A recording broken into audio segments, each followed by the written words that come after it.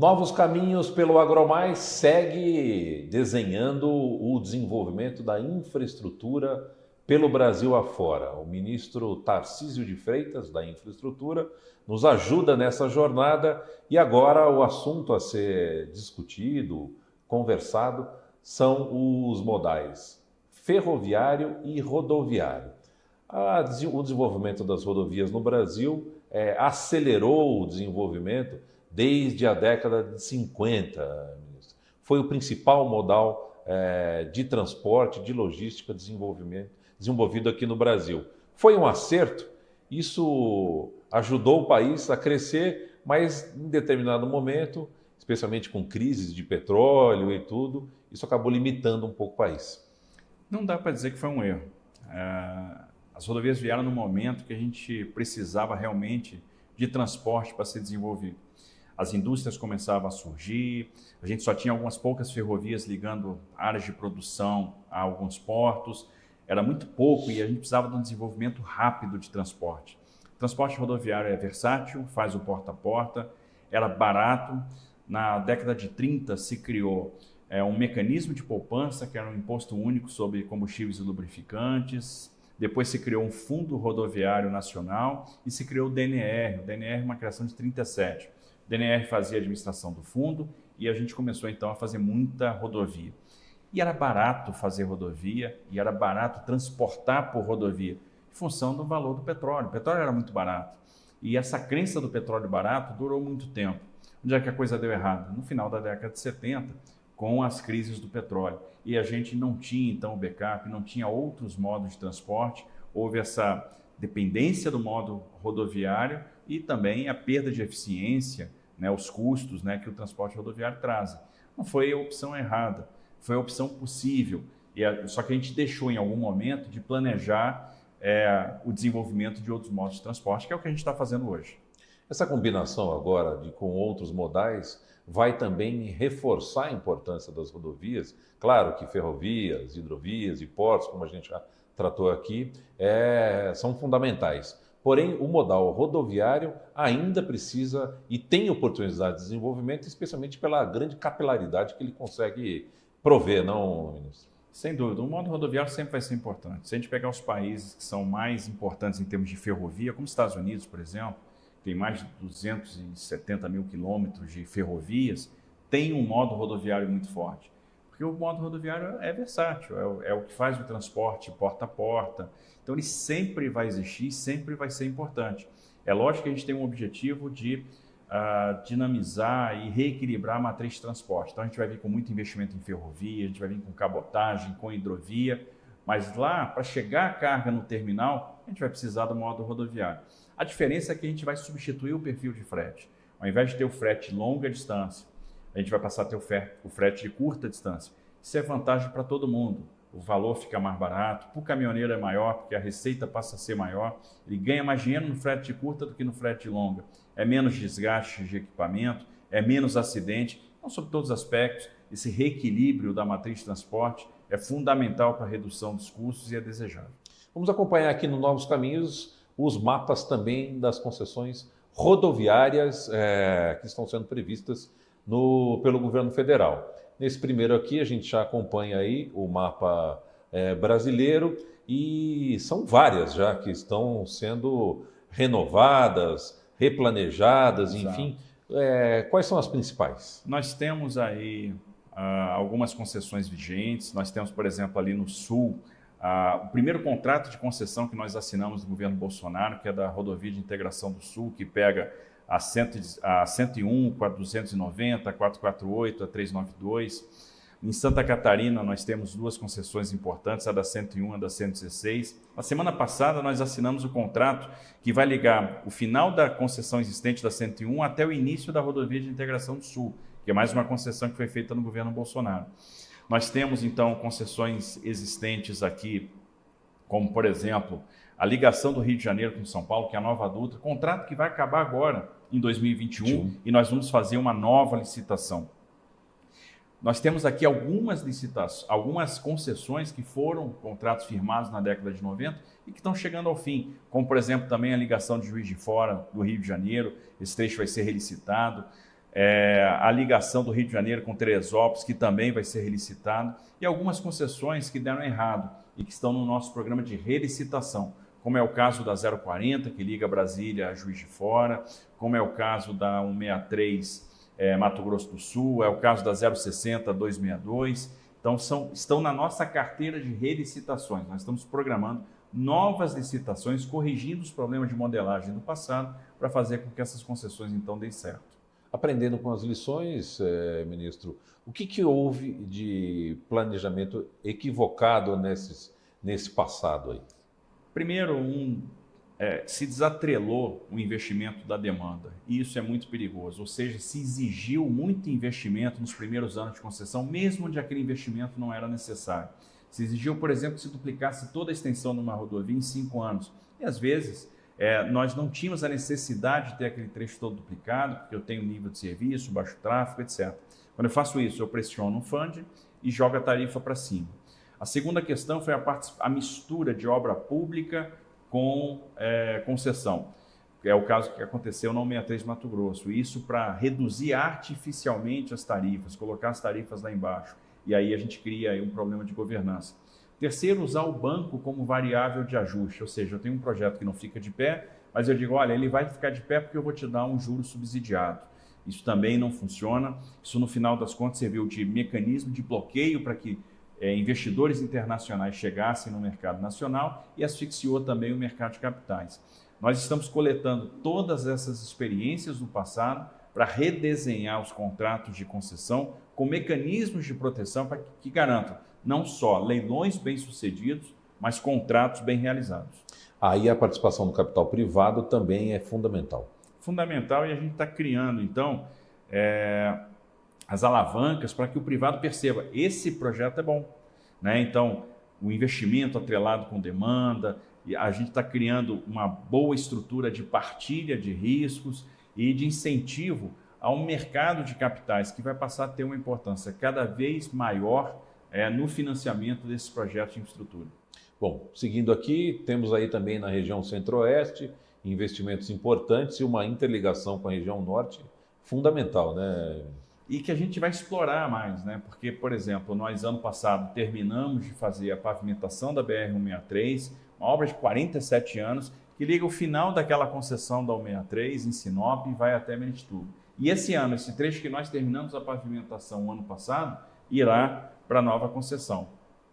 Na região Nordeste também um desenvolvimento fundamental de novas opções e concessões de rodovias. Nós já temos aqui a concessão da 116.324, que é uma concessão que nós estamos revisitando. A gente vai exigir do concessionário mais investimentos ou vamos iniciar um processo de substituição dessa concessão, mas estamos estudando o projeto da 101 Nordeste, da 232, da 304. Então o Nordeste vai passar a vivenciar a experiência da concessão também, que é uma experiência que está mais hoje restrita no Sudeste e no Sul do Brasil.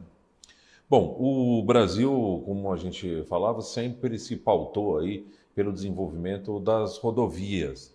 Recentemente, as dificuldades de aumento do preço do petróleo, os custos que estão envolvidos nessas operações causaram alguns solavancos, que ficaram muito claros na época da greve dos caminhoneiros. O que o senhor pode falar sobre isso, esse modal tão importante aí, especialmente para o escoamento da produção do agro? Temos vários desafios com relação ao modo de transporte rodoviário. Bom, é fundamental, primeiro, diversificar a matriz para diminuir a nossa vulnerabilidade. Segundo, mudar a experiência do caminhoneiro na rodovia.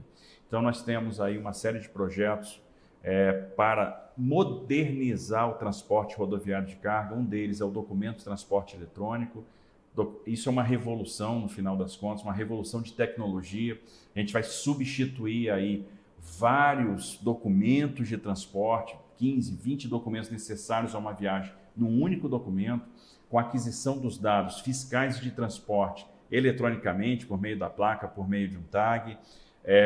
Isso vai eliminar a necessidade de postos fiscais. A gente vai vir com a pesagem eletrônica, com a pesagem dinâmica, para eliminar também a necessidade de entrar no posto, na balança. Isso tudo economiza muito tempo de viagem, melhora a qualidade do serviço para o caminhoneiro. Esse documento de transporte eletrônico, no final, vai ser um recebível, isso vai dar ao caminhoneiro o acesso ao crédito, acesso ao capital de giro. Ele vai permitir também o agendamento portuário automático.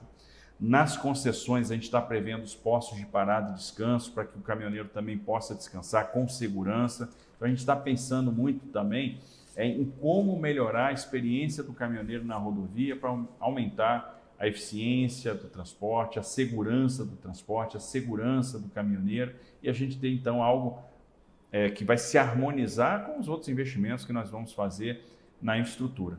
E um segundo desafio também é manter esses equipamentos todos funcionando, é fazer a manutenção disso tudo, né? Então é conseguir recursos. Por isso, uma das estratégias do Ministério é a transferência maciça de ativos para a iniciativa privada, para que a gente tenha espaço orçamentário para fazer a manutenção naqueles locais onde a iniciativa não virá. Tivemos esse ano um primeiro semestre extremamente produtivo, com 36 entregas de obra em 6 meses, né? Mais de uma entrega por semana, quase 4 bilhões de reais investidos em manutenção, em novas duplicações. Foram 127 quilômetros de novas duplicações, 110 quilômetros de rodovias restauradas, 88 quilômetros de nova pavimentação, só no primeiro semestre. E a gente vai continuar essa pegada, né, querendo entregar mais 34 obras no segundo semestre.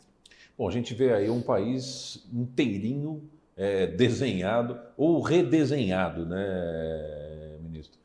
Em quanto tempo nós vamos conseguir chegar nesse desenho aqui? A gente vai plantar o que é necessário para a gente ter o fôlego financeiro para dar esse salto nesses 2 anos e meio que faltam. Então a gente vai fazer 18 mil quilômetros de novas concessões. Isso é sem precedente na história. Observe que nos últimos 25 anos nós fizemos 10 mil. E isso cria o fôlego, o espaço orçamentário para a gente aplicar o recurso naqueles equipamentos, naquelas rodovias, onde o privado não vai chegar tão cedo. Como é o caso da BR-319 Amazonas, como é o caso da 364 Acre, da 317, e ali o Estado vai se fazer presente também. Hoje já se fala, o senhor citou a importância da tecnologia, inclusive de automação dessas estradas, né? Dessas rodovias. O Brasil está de olho, podemos sonhar com uma rodovia 100% automatizada? A gente vai ver isso já nas novas concessões. A gente está trazendo uma carga de tecnologia, de informação muito grande. O que tem de mais moderno em termos de operação rodoviária, nós estamos trazendo para esses modelos. Então, teremos uma medição de segurança que é padrão internacional, por meio do IRAP, onde cada rodovia vai receber 2, 3, 4 estrelas, dependendo do seu nível de segurança. A gente vai ter banda larga na rodovia inteira, monitoramento de câmeras inteligentes a cada 500 metros, iluminação de LED. Então, a experiência do usuário vai se modificar a partir dessas novas concessões. Fora o investimento em terceira faixa, em duplicação, né, em obra propriamente dita. Bom, vamos tratar agora de ferrovias, um modal que vai despertar nostalgia em muita gente, quase romântico a memória que se tem aqui no Brasil do modal ferroviário, né? Já cantada em verso e prosa aí, na música popular brasileira também. O que a gente pode esperar desse modal ferroviário daqui para frente, ministro? Eu sempre brinco, lá no Ministério da Infraestrutura a gente não é mineiro, mas gosta de trem, né? Então o que a gente pode esperar é muito trem. Então, primeiro, com a renovação antecipada dos contratos de concessão de ferrovia, nós temos alguns contratos existentes que, por meio dessa renovação, vão se modernizar do ponto de vista do investimento, do ponto de vista da operação, do ponto de vista tecnológico. Acabamos de assinar o primeiro contrato, que é o da Malha Paulista, né? E esse contrato da Malha Paulista em São Paulo vai gerar aí uma quantidade de investimento muito grande, né? São 6 bi de investimentos em 5 anos. E teremos novas concessões, como a da Ferrovia de Integração Oeste-Leste, de Figueirópolis até Ilhéus, a da Ferrovia de Integração do Centro-Oeste, de Água-Boa até Caetité. Mandamos para o TCU na semana passada a Ferrogrão, de Sinop até Miritituba. Isso aqui é uma revolução para o agronegócio, que gera uma oferta de infraestrutura de transporte tão grande, de ferroviária, que deve ter um poder de reduzir do Nordeste também, bastante frete. Interior do Nordeste, com a Transnordestina, Muita gente não sabe, mas a Transnordestina hoje está em obra. Nós estamos avançando a passos largos na direção da ligação de Eliseu Martins até Pecém, no Ceará. O senhor mencionou aqui no Sudeste também, existem outras opções também para o Sudeste e Sul do Brasil. Existem, a gente então fez a prorrogação na Malha Paulista, vão ter 40 municípios de São Paulo beneficiados com obras, 6 bilhões de reais investidos em 5 anos. A gente, em 5 anos, dobra a capacidade da ferrovia. A gente sai dos 35 milhões de toneladas de capacidade para 75 milhões de toneladas de capacidade, com a duplicação do segmento entre Tirapina e Santos, com contornos ferroviários importantes, como o contorno de São José do Rio Preto, né, com uma série de intervenções que vão revolucionar aí o transporte. Estamos estudando hoje a Malha Sul. A gente pode, no sul do Brasil, revitalizar todo o tronco sul, fazer o ramal de Cruz Alta, o ramal de Uruguaiana, ligar isso ao Porto de Rio Grande e recuperar todo o tronco sul até Sumaré, em São Paulo. E aí a gente vai ter interligado toda a malha ferroviária nacional. Essa saída no sul do Brasil, muito importante, né? O Porto do Rio Grande, fundamental aí, especialmente para um setor agrícola muito vigoroso, muito pujante, não? Com toda certeza, a gente tem o Porto de Rio Grande com uma relevância grande, os maiores portos do Brasil. A gente acabou de fazer um investimento grande lá na dragagem, né? Fizemos um investimento de 400 milhões de reais para aumentar o calado no canal de acesso ao porto. E é fundamental agora interligar ele por hidrovia, por rodovia, né? Estamos fazendo a duplicação da BR-116 no Rio Grande do Sul, vai ser fundamental para acessar o Porto de Rio Grande, e também por ferrovia, né? Com a recuperação desse ramal de Cruz Alta, de Uruguaiana e a chegada até lá ao porto. O modal ferroviário também ele é muito importante para o transporte de passageiros. Nesse modal também teremos participação da indústria do turismo, por exemplo? Com certeza. Temos várias iniciativas nesse sentido. Primeiro, quando a gente pega algumas ferrovias de carga, como a Estrada de Ferro dos Carajás e a Estrada de Ferro Vitória-Minas, a gente tem lá hoje um transporte, somando as duas, de quase 2 milhões de passageiros ano, que vão de Paraopebas até São Luís e que vão de Belo Horizonte até Vitória. A ideia é, com a prorrogação desses contratos, aumentar essa carga de passageiros. Nós vamos, por meio também da prorrogação antecipada dos contratos de concessão, viabilizar outros projetos importantes. No caso de São Paulo, nós teremos, na prorrogação da MRS, a transposição da linha de carga. Hoje nós temos um conflito da linha de carga com a linha de passageiros. A linha de carga, ela usa a mesma linha da CPTM. Então, no final das contas, a prioridade é do passageiro, a gente tem uma limitação para carga. O que nós vamos fazer?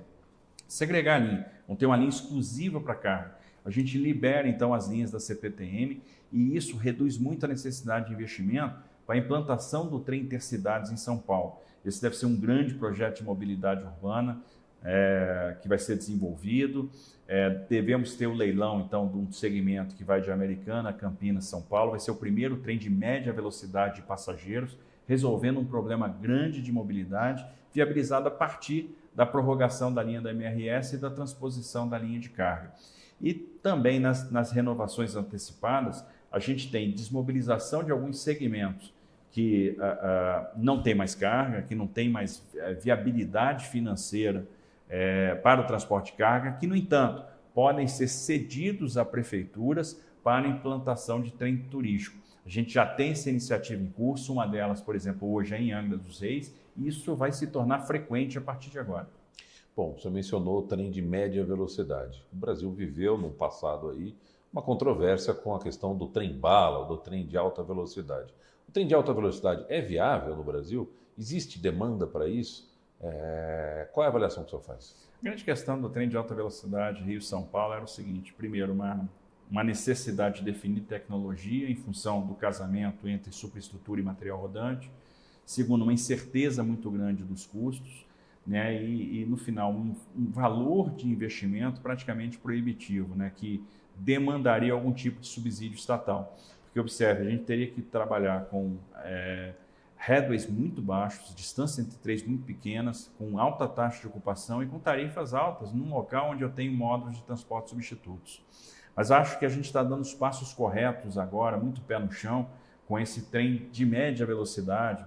E aí, quando a gente está falando de média velocidade, eu estou falando de um trem que vai se mover aí a 160 km por hora, levando passageiros de Campinas para São Paulo, que é o trem intercidades. Então isso é fundamental e é muito mais viável. E aí a gente começa a ter a experiência ferroviária de passageiros, que vai também tomando corpo e se propagando aí para outros locais do país.